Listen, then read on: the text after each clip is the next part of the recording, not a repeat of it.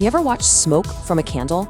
How it rises in this perfect straight line, and then, all of a sudden, it just explodes into a chaotic, swirling mess.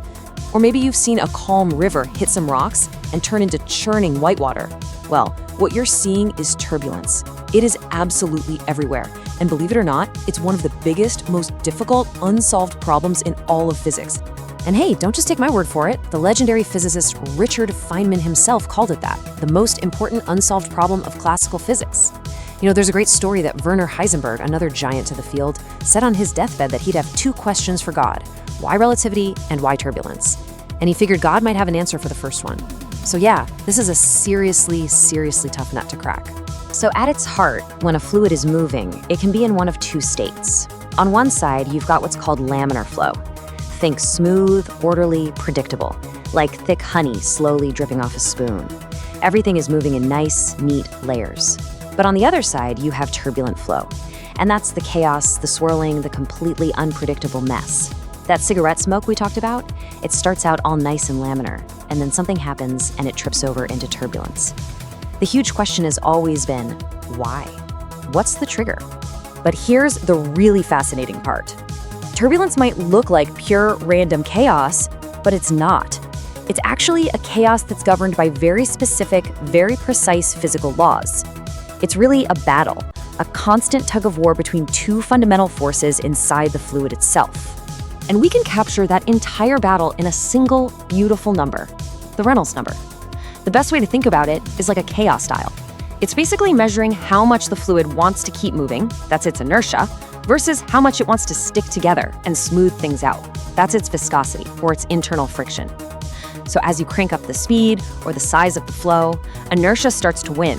That dial gets turned way up and boom, you get turbulence. And you see this chaos dial everywhere in the real world. You know, blood flowing in a major artery. It's kind of on the edge in what we call a transitional state. Water blasting out of a garden hose? Oh yeah, that's definitely turbulent. And the air rushing over the wing of a 747? We're talking a Reynolds number in the tens of millions. That's highly turbulent. Okay, so if we have the number, why can't we just calculate it? Well, the problem, the real villain of the story, is buried deep in the math. The governing equations for all fluid motion, the Navier-Stokes equations, have this one single term that causes all the trouble. It's a nonlinear term, which is a fancy way of saying the flow is constantly feeding back on itself. It means the big swirls affect the little swirls, and the little swirls affect the big ones, and everything gets tangled up together.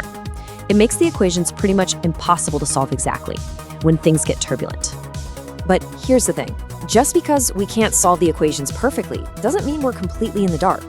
In fact, a couple of incredible breakthroughs in the 20th century gave us a whole new way to find the hidden order inside all that mess. And it all started with this beautiful bit of poetry of all things. Back in 1922, a guy named Louis Fry Richardson had this amazing insight. He imagined turbulence as a kind of waterfall of energy. You start with big eddies, or whirls, and they're unstable, so they break apart into smaller ones. And those break into even smaller ones, passing their energy down the line, until they get so tiny that the fluid's own stickiness just smooths them out. What a brilliant idea, right? It shows us that energy has this one-way street in turbulence. You pump energy in at the biggest scales, like a huge gust of wind.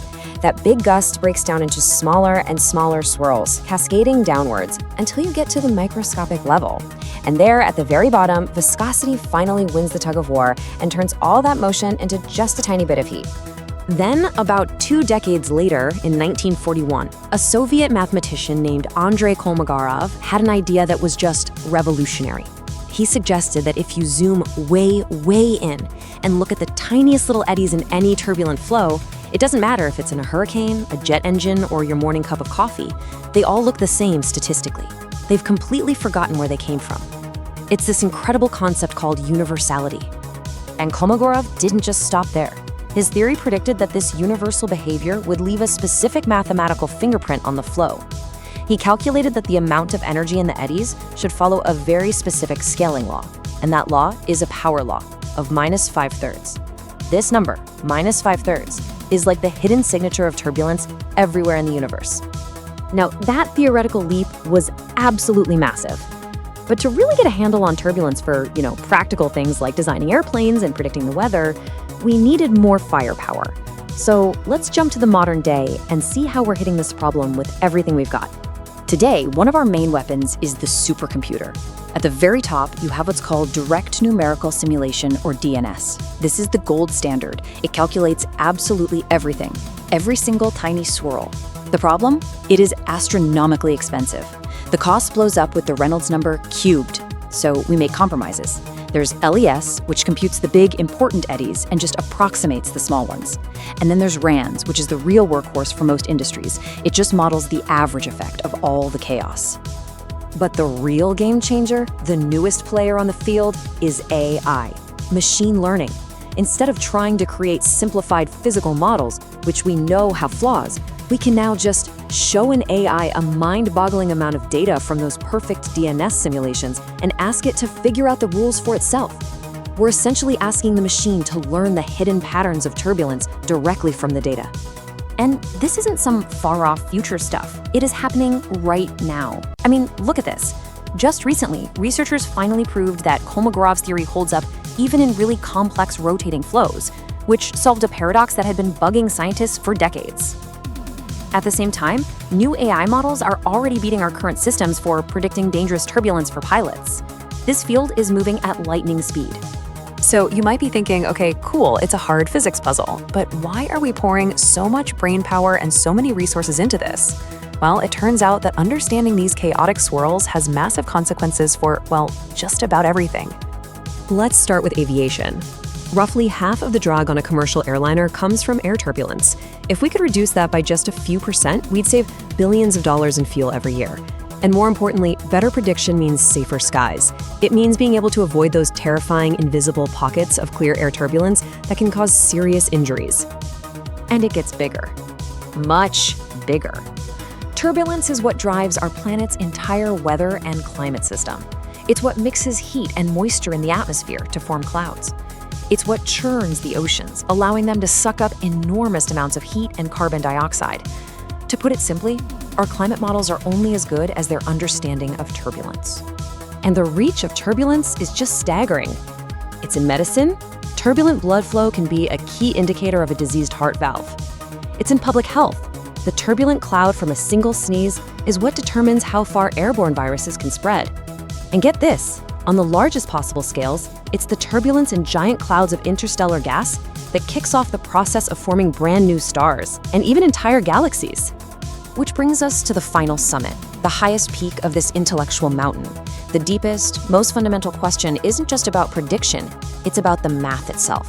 The shocking truth is, we still can't mathematically prove that the Navier-Stokes equations won't just break, that they'll always give smooth, sensible answers, and not just spontaneously create infinite velocities out of thin air. This question is so profound, so absolutely central to our understanding of the physical world, that the Clay Mathematics Institute has named it one of the 7 Millennium Prize problems. If you can solve it, there's a $1 million prize waiting for you. And, a guaranteed spot in the history books, forever.